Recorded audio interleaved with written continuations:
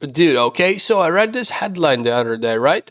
It was like, Iceland proves 4-day work week actually works, or something along these lines. And the very first thing that popped into my head was, this has to be Gen Z's doing. Like, no way this came from boomers. And surprise, surprise, it was. Gen Z literally pushed this into reality. Like, we have been screaming about this for years. Mental health, work life balance, remote jobs, all of it. And finally, someone listened. Iceland did it. And they didn't just talk the talk. Man, they did it. They didn't pass some fancy new law or whatever. They just made it so workers could like negotiate shorter weeks or fewer hours. And 5 years later, the data is in. It's not just working, it's thriving. Productivity didn't drop. In some places, it actually went up, which is nuts, right? Because you would think that if you listen to the boomers, that this would destroy the economy. The sky would fall if we worked a little less. But nope. And honestly, that part made me laugh. Because every time Gen Z says something like, hey, maybe working ourselves to death isn't actually a flex, the boomers come out of their caves like, well, back in my day, we worked 60 hours a week and died at 47, and we liked it. Bro, you're not a hero. You were exploited and now you want us to be too? Let me just vent for a second. I have work jobs where I literally sat there for hours pretending to look busy because it wasn't about what I did. It was about how long you were present. Like, we all been there. You finish all your tasks in like 3 hours, and then what? You just stare at the clock waiting to hit 5 so you can leave? It's so fucking stupid. You know it, I know it, we all know it. Anyway, back to Iceland. They started this whole thing with just 2,500 people. That's it.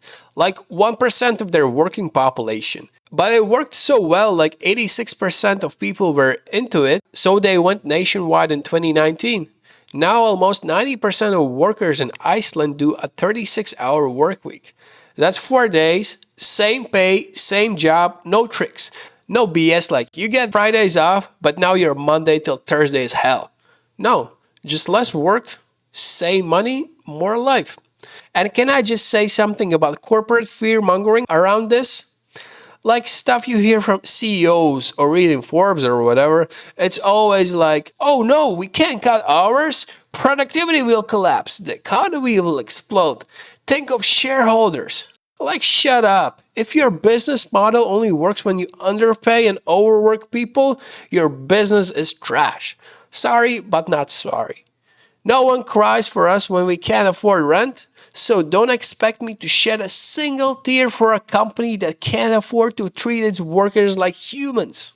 But here's the truth. It turns out all those doomsday predictions were just hot garbage. Productivity, up. Mental health, up. Job satisfaction, through the roof. Turns out when you treat people with a little bit of decency, they actually do better work. Shocking, right?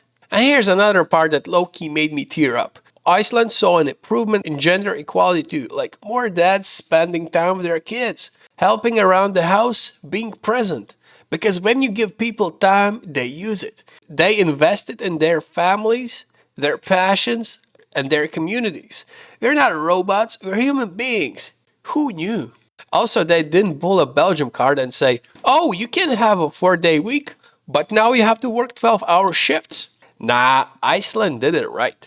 No pay cuts, no stupid conditions, just we trust you, we care about your well-being, here's your time back.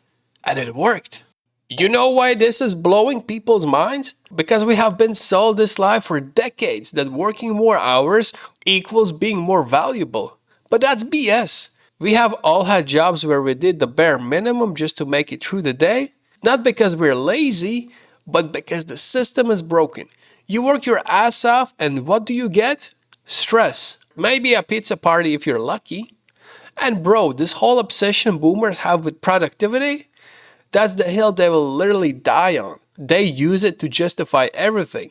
Crap wages, no benefits, toxic workplaces.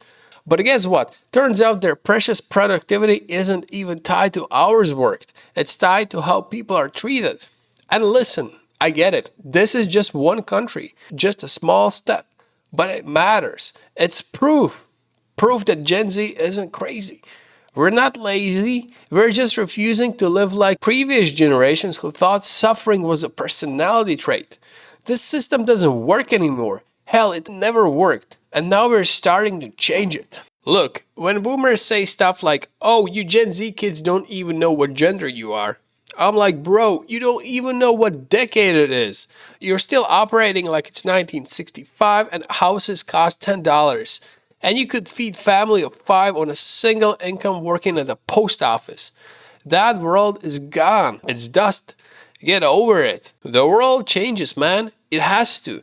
And the real world they keep going on about is just their version of reality. And now we're building ours. We're creating a future that works for people, not corporations. And I swear, Iceland is just the beginning. Anyway, that's my rant. Peace out. Take care of yourselves and maybe take a day off.